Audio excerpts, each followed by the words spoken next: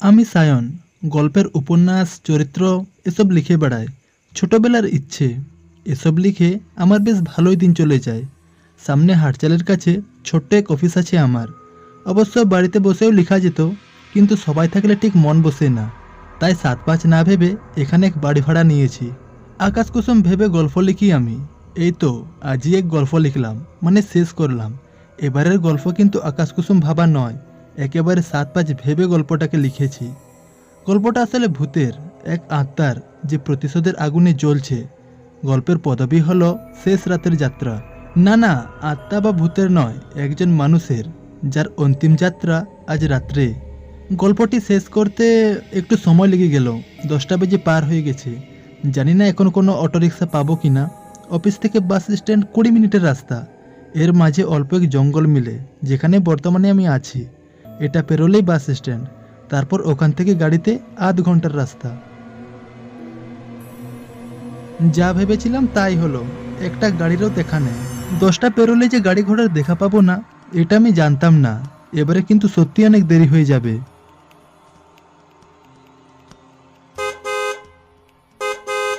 খানিকক্ষণ পর এক গাড়ির হর্ন শোনা যায়।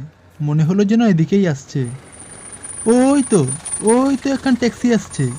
যাই হোক বাবা, এতক্ষণ পর কিছু মিলেছে। Taxi, taxi. কি মশাই, এত রাত্রে কোথায় যাবেন? আকর্ষণীয় ডাকে আমায় জিজ্ঞাসা করে। গলার সুরটা বেশ মিল খাচ্ছে কারো সাথে। যাই হোক, দত্তপাড়া, দত্তপাড়া যাব। দত্তপাড়া?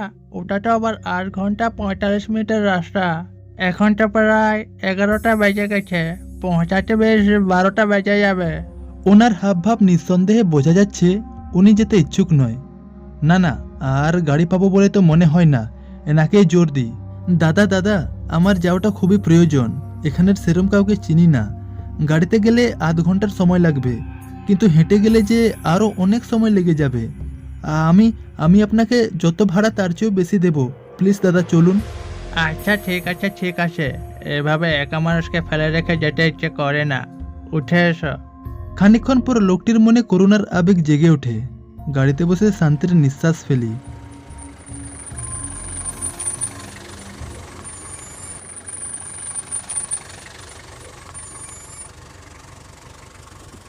আশ্চর্য, গাড়ি আবার এখানে দাঁড় করলেন কেন উনি? পুলিশের ভয়ে? কি হলো দাদা, এভাবে গাড়ি দাঁড় করলেন কেন? দেখতে পাচ্ছ না, সামনে থেকে প্যাসেঞ্জার হেঁটে আসছে। তাহলে বেশ ভালোই হলো, বলুন। আপনাকে আর একা যেতে হবে না। লোকটির কথা মাথার উপর দিয়ে গেল আমার। এমনিতেও ওনার প্রতি রাগের এক দৃষ্টি জন্মেছে। যেভাবে উনি গাড়িতে প্যাসেঞ্জার তুললেন, এরপর ওনাকে না ভাবে তারপরে আমায়, যত সব। আর কি হলো মশাই, কিছু বলছেন না যে? এই কি বলবো আপনায়? হ্যাঁ, কি বলবো? চুপচাপ গাড়ি চালান তো। একই মশাই, আপনি তো রেগে যাচ্ছেন কেন? আমি তো আপনার উপকারই করলাম। দত্তপাড়া পৌঁছাতে তো 12টা বেজে যাবে। ওখান থেকে আবার আপনাকে একা যেতে হবে, তাই তো আমি এনাকে তুললাম। নিয়েও দত্তপাড়া যাবে, নিয়েও দত্তপাড়া যাবে, আর আপনিও দত্তপাড়া যাবেন। কি ভালো হলো না? ওনার কথা আমি কিছুই বুঝতে পারি না। তবে শেষে যে কথাটা উনি বললেন, সত্যি আমি প্যাসেঞ্জারকে দেখিনি। উনি কোথায় যাবেন তাও জানি না। ডান দিকে তাকিয়ে দেখি, এ কি বাসবদা, তুমি তুমি এখানে? ইস, আমি আবার গোমরা মুখ করে ওদিকে তাকিয়ে আছি। ড্রাইভার বাবু যে তোমায় তুলেছে আমি জানতামই না। ও বাসবদা, আমার প্রতিবেশী। ড্রাইভার বাবু যে এতক্ষণ এর কথাই বলছিল, আমি খেয়ালই করিনি। হ্যাঁ রে, আমি ফিরে আসতে এতটাই দেরি হয়ে যায় যে কোনো গাড়ি ঘোড়া পাইনি। ও আচ্ছা আচ্ছা, কোথায় গিয়েছিলে? যেতে তো অনেক দূরে চেয়েছিলাম, কিন্তু পারছি কোথায়? হ্যাঁ, এসব কি বলছো? এই বাসবদা, এসব তুমি কি বলছো? কিছু না, তুই বুঝবি না। বাসবদার কথাগুলো কেমন অস্বাভাবিক। এর আগে কোনোদিনও ওকে এভাবে কথা বলতে দেখিনি। হয়তো কিছু হয়েছে, কোনো খারাপ কিছু। না না, বেশি আর জিজ্ঞাসা করাটা ঠিক হবে না। সায়ন, বলছি আমায় একটা সাহায্য করবি? হ্যাঁ বলো না, কি সাহায্য? আর এখানে কি কোনো সাহায্য করা যাবে? না না, এখানে না, এখানে না, আমি জানাবো।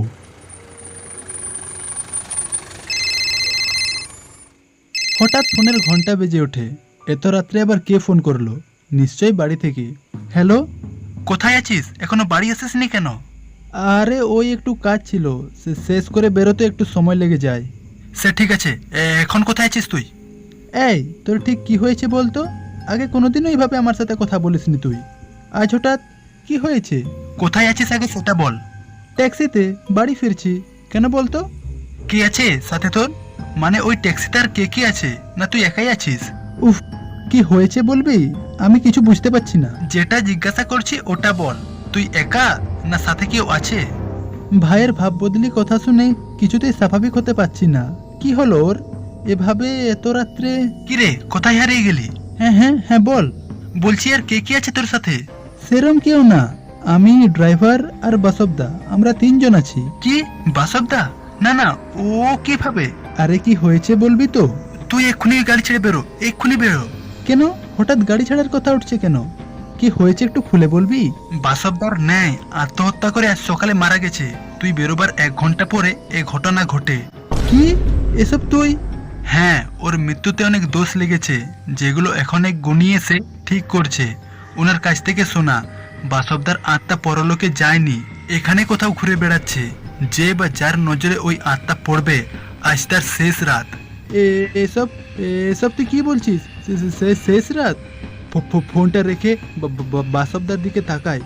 ওর চেহারার কি হাল! আগে তো সাধারণ মানুষ।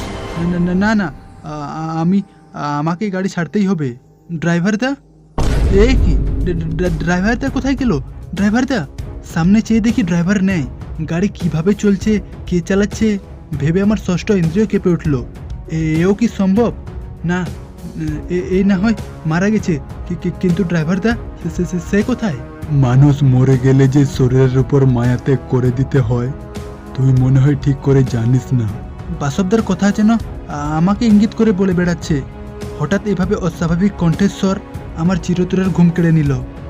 বাসবদা কেমন যেন উদ্ভ্রান্তের মতো শুরু করলো। এদিকে ড্রাইভার দাও গাড়িতে নেই। আমি বাড়ি যাব, গাড়ি দাঁড় করো, বাড়ি যাব আমি। উদ্ভৃষ্ট কাণ্ড দেখে গাড়ি থেকে বেরোনোর চেষ্টা করি, কিন্তু এ কি, আমার হাত পা যেন কেউ টেনে রেখেছে। শত চেষ্টার পরেও আমি এক চুল নড়াতে পারলাম না। আমার গোটা শরীরটা কেমন যেন অনুভব হচ্ছে। দাঁড়া দাঁড়া, এত তাড়া কিসের সায়ন? এই তো আমি এসেছি। আর হ্যাঁ, যাওয়ার পথে যখন দেখা হয়ে গেল, চল একসাথে যাই। বাসবদা, এ কি বলছো তুমি? কোথায় যাবে? এত কথা কিসের, একদম চুপ। আর একটা কথা বললে এই মুহূর্তে শেষ করে দেব। বাসবদা, গাড়ি দাঁড় করাও, গাড়ি দাঁড় করাও, আমি যেতে চাই, ছেড়ে দাও আমায়। চুপ কর, আজ তোর শেষ রাত, আজ তোকে মারবই।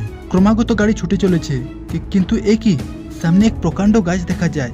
যেভাবে গাড়ি এগোচ্ছে, অ্যাক্সিডেন্ট ছাড়া পথ নেই। না!